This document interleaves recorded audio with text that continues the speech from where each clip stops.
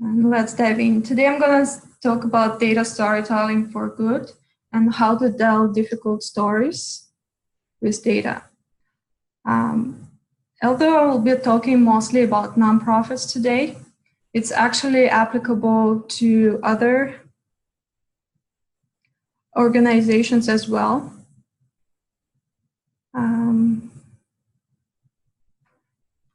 Okay. So if you're working in data journalism, or if you're working for a for-profit organization that works with difficult topics and you have to do storytelling for them, it's still going to be applicable to you. So just before we begin, a little bit recap about myself. Also, you mentioned most of it already. So I work for Slalom as data visualization consultant, and I specialize in Tableau. I live in Toronto, and some of my hobbies include traveling, learning different cultures and languages. All right, so I'd like to start with a story.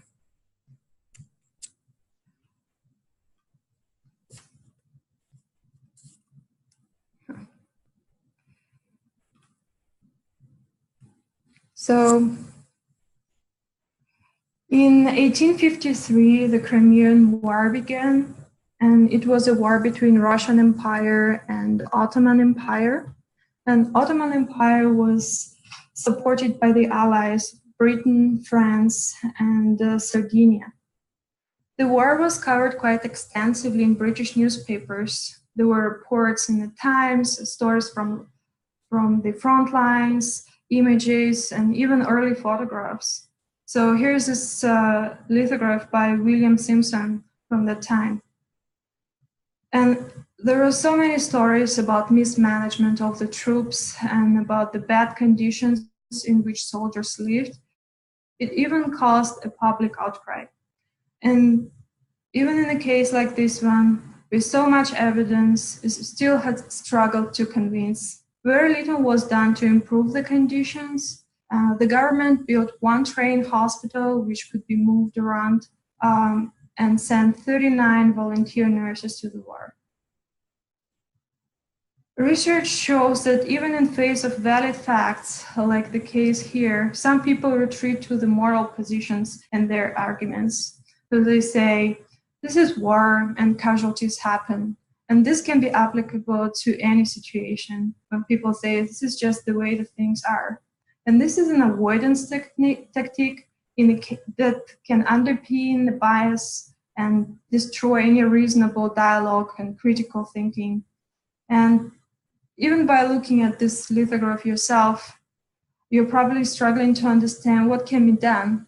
Yes, there are a lot of injured soldiers and they're trying to move them away, but how can this be stopped? Or what can be done to deal with the situation, except for probably the war to stop? It appeals to the viewer's emotions, but not the critical thinking.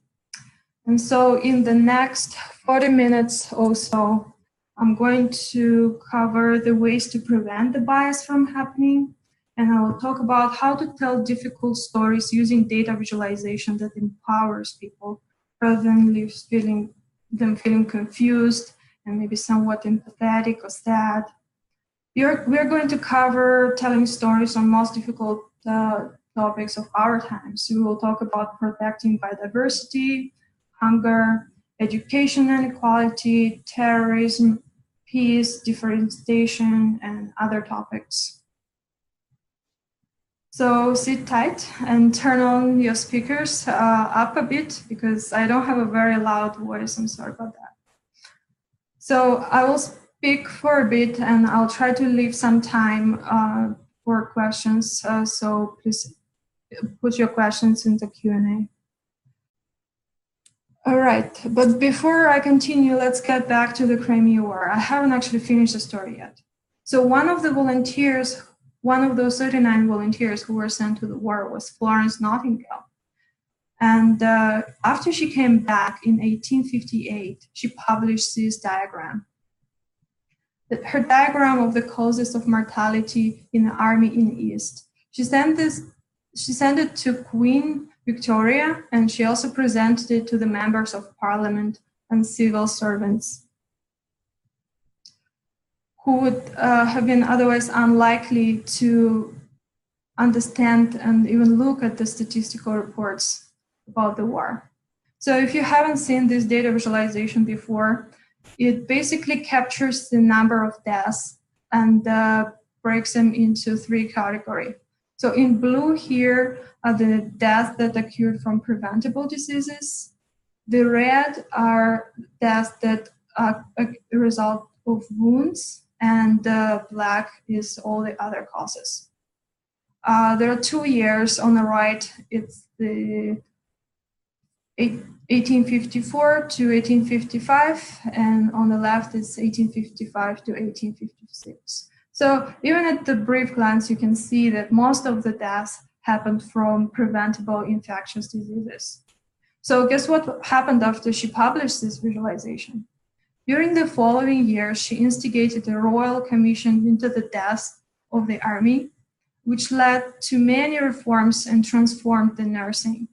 Those reforms influenced the healthcare as we know it today, and Florence Nightingale is sometimes called the mother of modern nursing. There is a museum in London that you can go and visit that talks about her and the things she did. So this is one of the earliest examples of data visualization for good. And there's an important lesson here.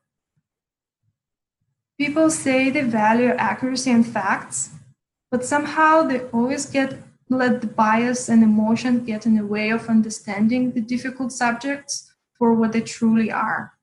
This is where data visualization can help us by shining the light on the facts in an uncertain and difficult matters.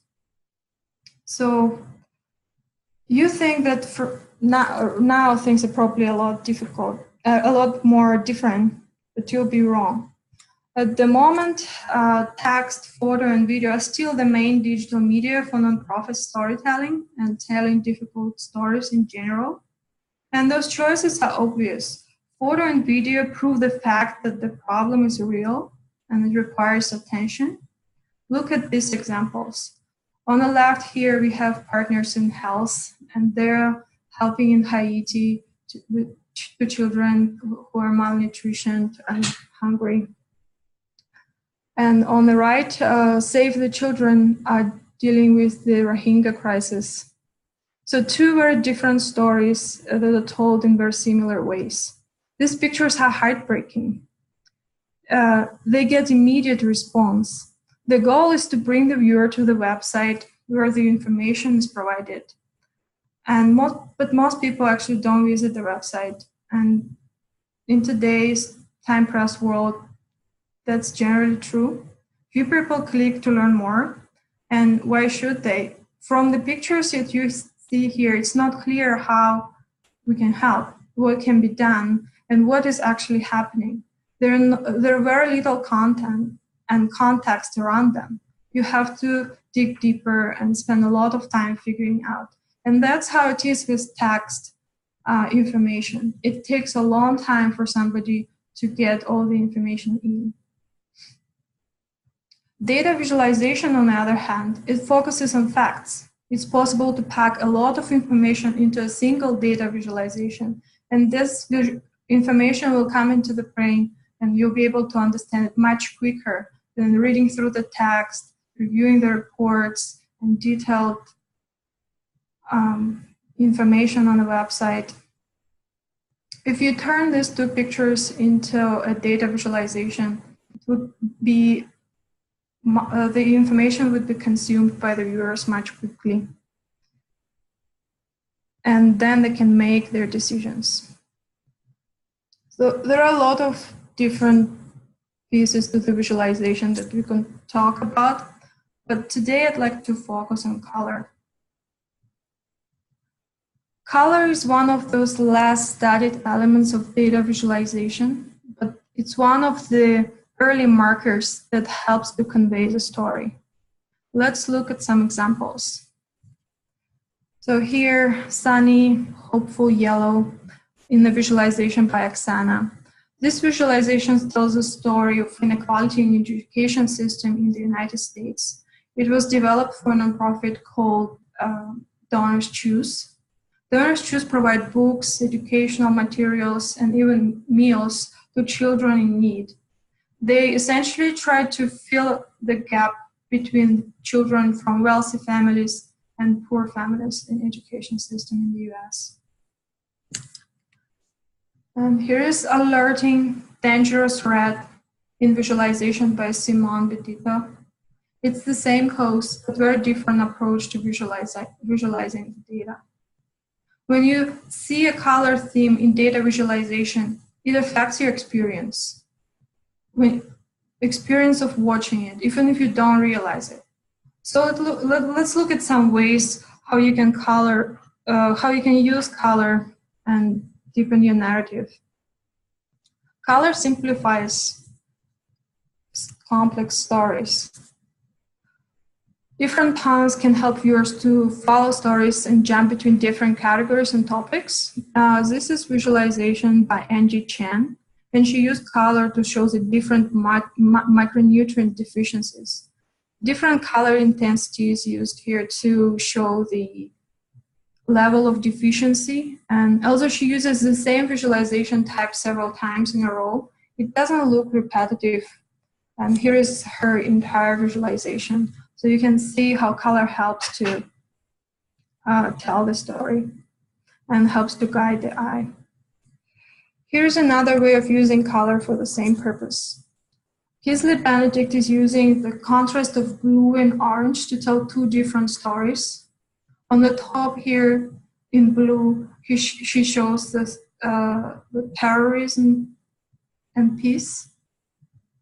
And the blue represents the peace, while the orange at the bottom represents terrorism. And color differentiates these two stories, yet they are very closely correlated, and it makes sense to have them in the same visual. Color makes viewers feel. It conveys emotions. Color is the backbone of emotion, essentially. When the colors are dull and gray, they communicate the sense of depression, calmness, and uniformity. And so the gray was a common theme for the data visualizations that were created for a nonprofit called Open Sourcing Mental Illness. This nonprofit works to promote awareness about mental health in the workplace and helps companies to become more inclusive. And so you can see a lot of grays here. Grays map out the context, and reds look even more alarming with all this gray surrounding. They work as a visual punch, essentially. The red amplifies the important facts, and it right away makes the important things clear, and it makes a difference. Color can reveal meaning. When color repeats, it communicates the same idea. In this visualization by Athan Marontis, he uses the same colors throughout the visualization. And here again, he looks at which countries are more peaceful and which countries are less peaceful. This visualization was developed for the Institute of Economics and Peace. It's a global think tank that works with various countries to create indicators and measures the global progress towards peace, terrorism, and other indicators. So in this visualization, Athan communicates the same ideas of high and low levels of peace as he goes across different regions in the world. And the opposite, when the color changes, it can communicate the change in ideas. In her visualization here, Angie Chen uses white and blue to communicate peace. And when the story changes to terrorism, the color changes to the dramatic red and black. The color helps taking a difficult story further. It does so without taking too much attention to itself. You don't necessarily think about the colors and the themes as you go through those visualizations, but they make very important first impression and kind of set the tone and set the mood. And this is different from telling the stories that are easier, that aren't as heavy. It's different from just taking your company's brand colors and using them everywhere in every visualization. It's different from using standard color palettes. Color can show more than just the categories of things. And as we have seen in the examples just now, there's so much more color can do. It can convey emotions, it can communicate ideas, it can simplify complex stories, break down your visualization, guide the flow, and all of it with just without even the viewer realizing what's happening. So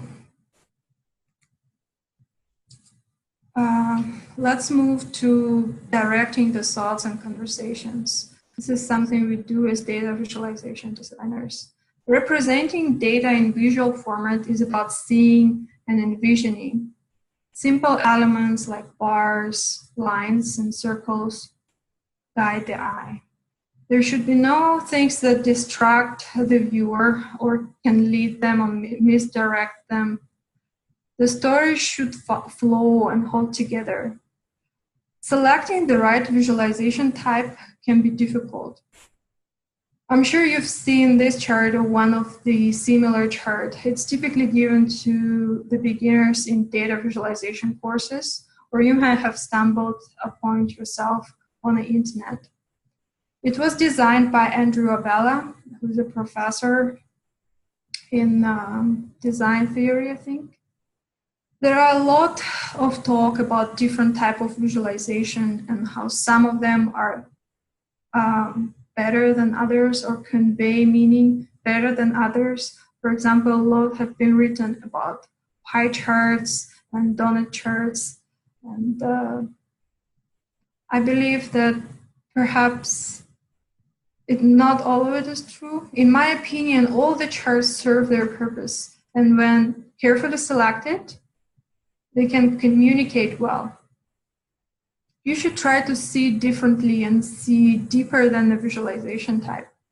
And all of them are simply representing the facts. But facts aren't what's important. Facts add up together and tell a story, and the story is important, not the visualization type. The same data can be represented in so many different ways, and essentially with any of those charts, and you have to make your decisions.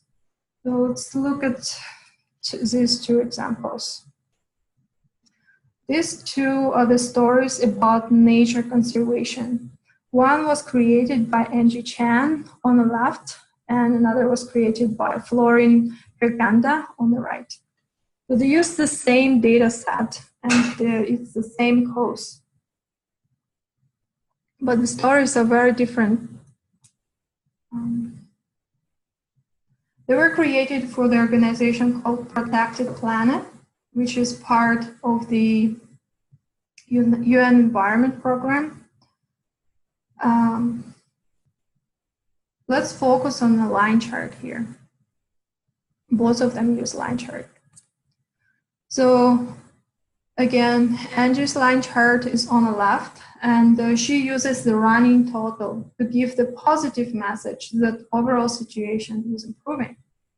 Florin, on the other hand, uses the same chart, but uses total for each year. And he puts an emphasis on the fact that the number of conservation areas in recent years in the UK didn't grow very much. So the same choice of chart, the same data, but different story and different message. And this is the choice that we have to make as data visualization designers and storytellers. Depending on the angle you take, and the story will have a different flow. There is no one right way to tell the story, especially if it's a difficult one. You have to look from different perspectives, from different sides of the story. Let's look at another example. This visualization was developed for Vision of Humanity, or Institute for Economics and Peace. And it measures Sustainable Development Goal 16 by the UN. Goal 16 is essentially measures the peaceful and inclusive societies and how peaceful and inclusive they are. And the goal is sustainable development. So let's focus on the map visualization here. The map visualization shows the different levels of discrimination in Europe by country. So the redder, the bigger the chart, the more discrimination. And discrimination is measured as people reporting to feel that they've been harassed or discriminated against in past 12 months. So there are many ways we could tell this story. And this particular chart uses bubbles on a map. And you can see right away which country has more discrimination. So here, 33% of people feel discriminated, at least at some level. But there are other ways we could tell this story. So we could use another map visualization and color the countries where less discrimination is reported in green, and the more discrimination there is, the grayer the color would get. So the visualization right here. And if you look at Croatia here, it's a small country, so it's not clear that how much discrimination is happening there. And because the conversation needs to be around discrimination and the focus of the conversation needed to be on discrimination, you can actually tell that Europe is doing all right. And there aren't a lot of countries where they feel discrimination. But because the conversation needed to be around the discrimination, the bubble chart here actually tells the story better. It allows to focus on discrimination and then drill in into more details on that visualization that I showed earlier. And so there are no one right way of telling a difficult story, and you have to look at different angles and make your decisions so that you convey the message and you direct the conversation and hopefully inspire people to act.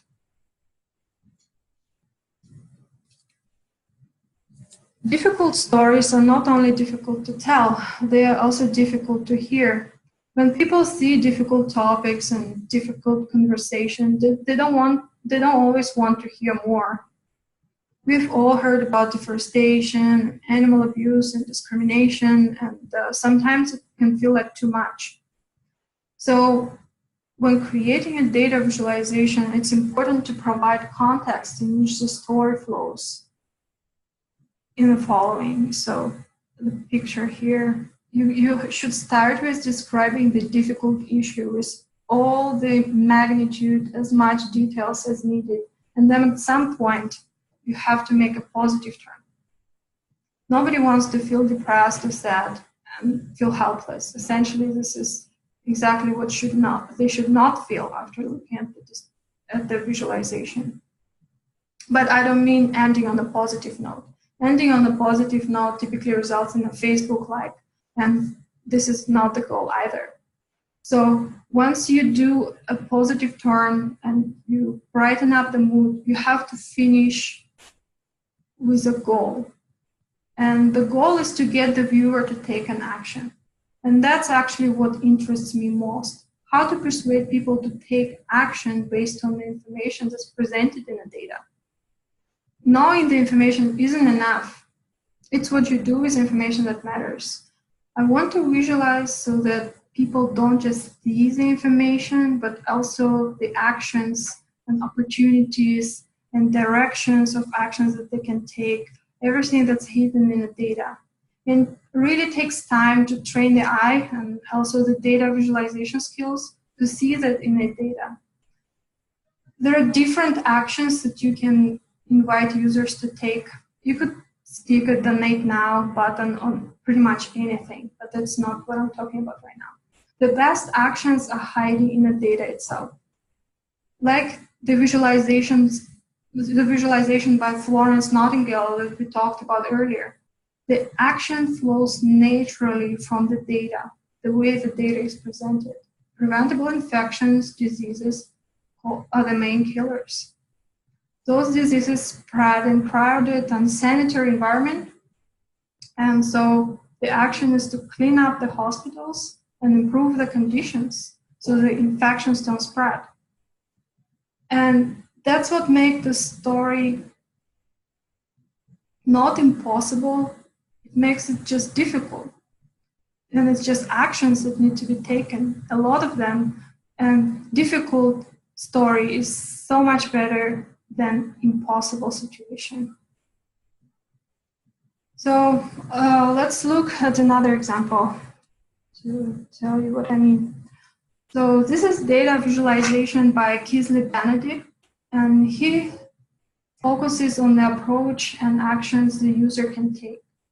This visualization is about the treatment of farm animals and specifically chickens. So the map in the center there shows the farms where the animals are treated badly. And he dives into details of the number of farms and where they are located and how many animals they have. But what's important here is that he highlights the approach that the organization is taking to improve the situation. And he has the "You can help" section there. So it doesn't look all depressing at all. The colors he chose, the orange and yellows, they're very hopeful, very positive colors. And so the visualization looks inspiring. It looks like there's something can be done. And that's essentially what I'm talking about. So some final thoughts here. If you really spend time with the data, it will pay off. And it's one of the best things about being data visualization designer is the process of learning and discovery when you work with an interesting data set, even if it's a difficult one. And sometimes it can be really heartbreaking and upsetting, all those huge numbers. But once you begin to understand the interesting things that you've never knew before, and you get to decide how to tell the story. Of course, training your data skills is very important, and you can come up with information you haven't learned.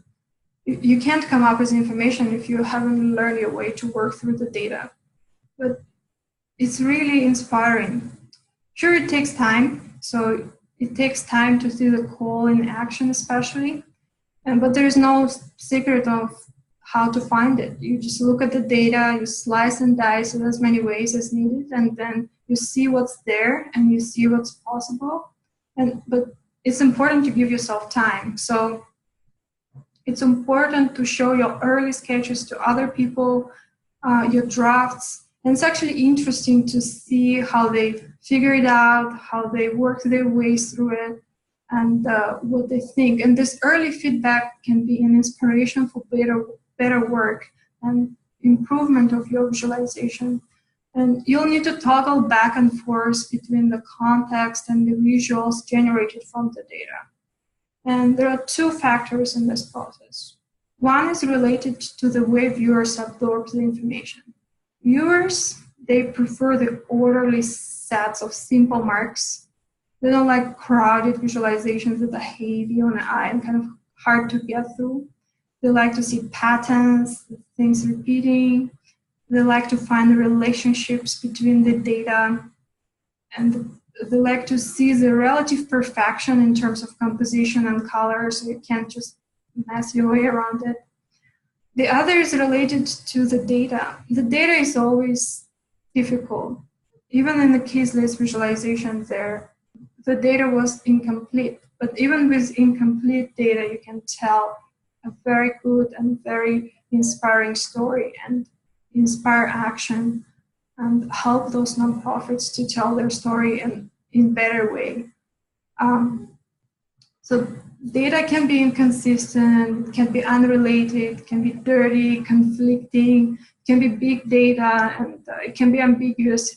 It's sometimes tough, and the visualization is this delicate and elegant balance, the compromise between the limited time and ability to comprehend that people have, and the requirement for everything to be perfect and rational and obvious, and the data, which is always conflicting, it's always too much, and it's so hard to dig your way through it.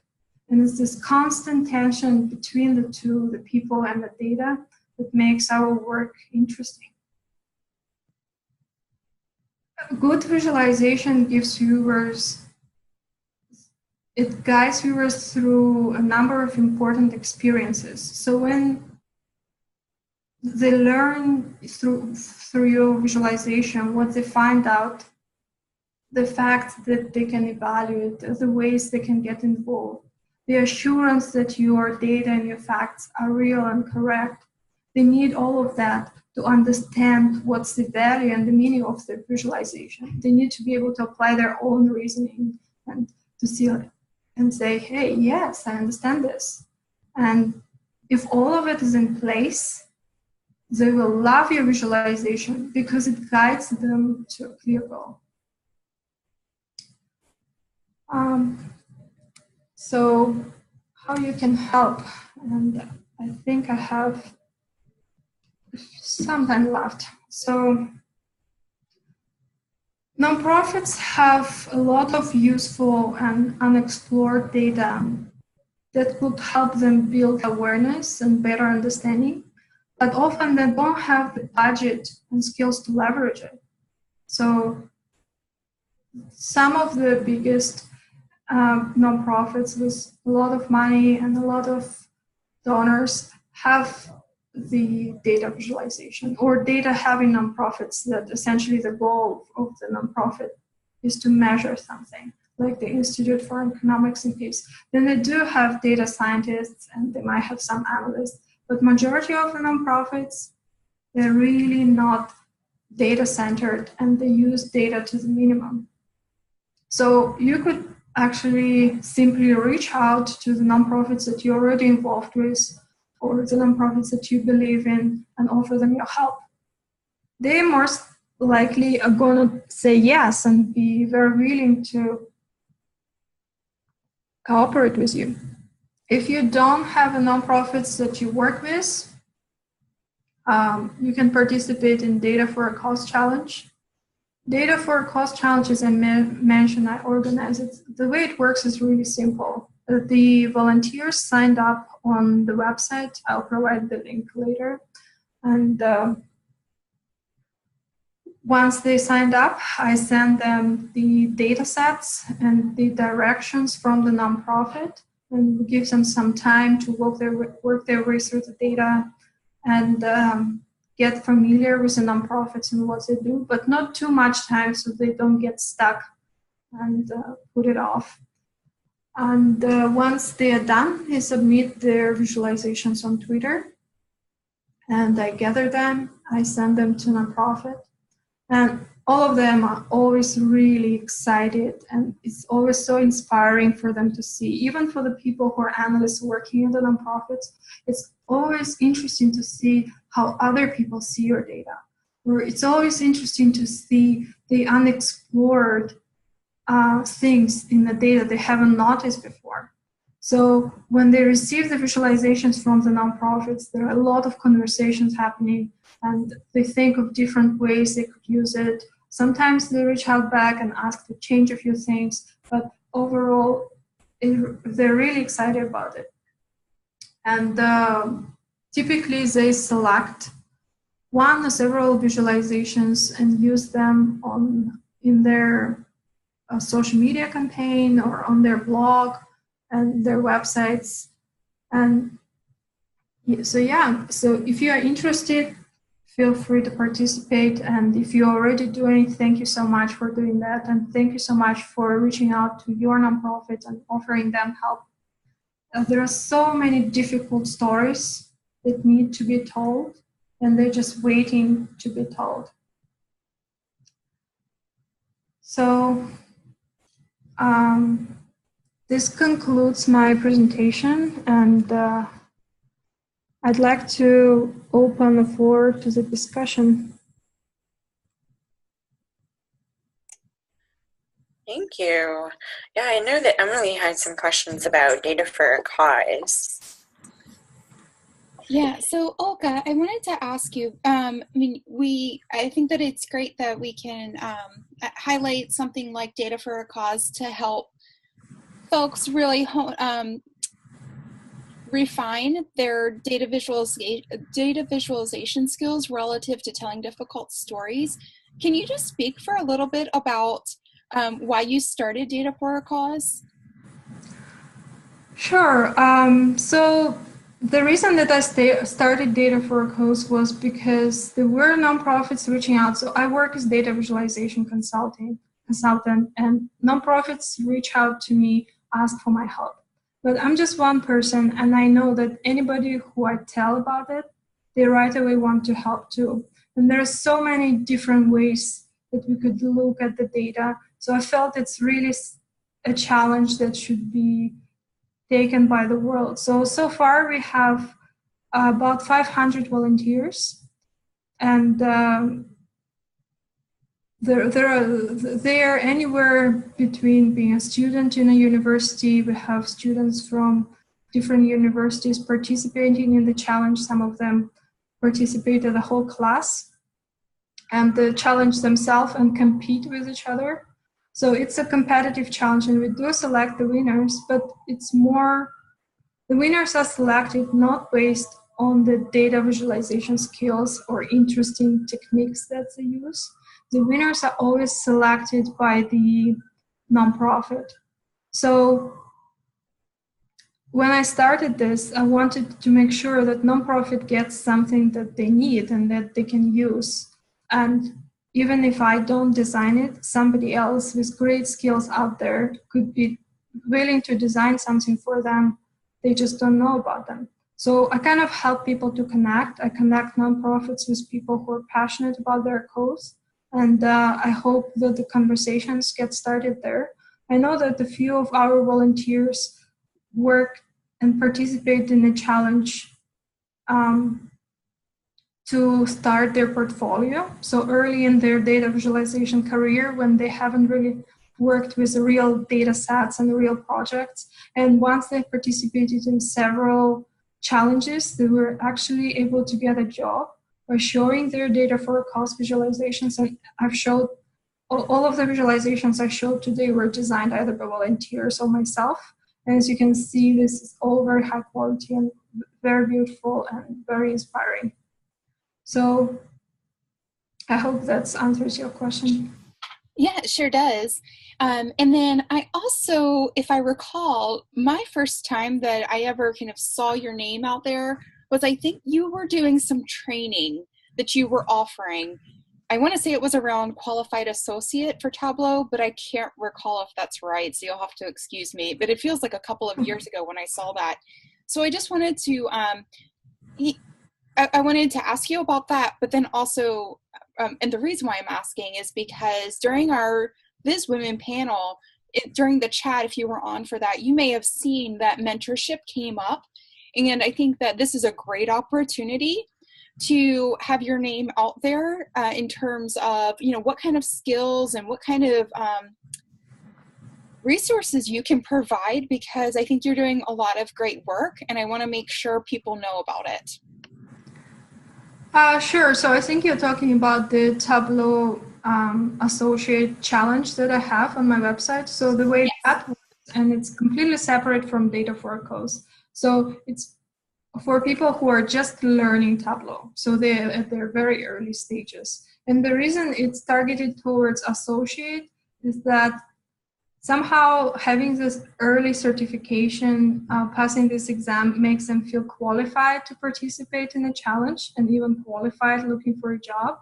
So when I started it, and this was a while back, I have a blog, and I write various usually it's just some tips there on how to do certain technical things in Tableau that I myself got stuck with. And once I figured it out, I'll just put an article out there. And so people will try to reach out to me, write me an email, write me a message on Twitter and say, hey, so your article is super helpful, but I want to do X, Y, Z. And I really don't have time to do all this support. because there are so many ways you can write the same calculation in Tableau, and you can solve the same problem in Tableau. So I started this challenge to kind of help people go from I just want to build this chart to knowing more about Tableau and learning their way around various aspects of Tableau, so that they have this basic level and they feel confident enough to actually take their skills out to the world and start doing something with it.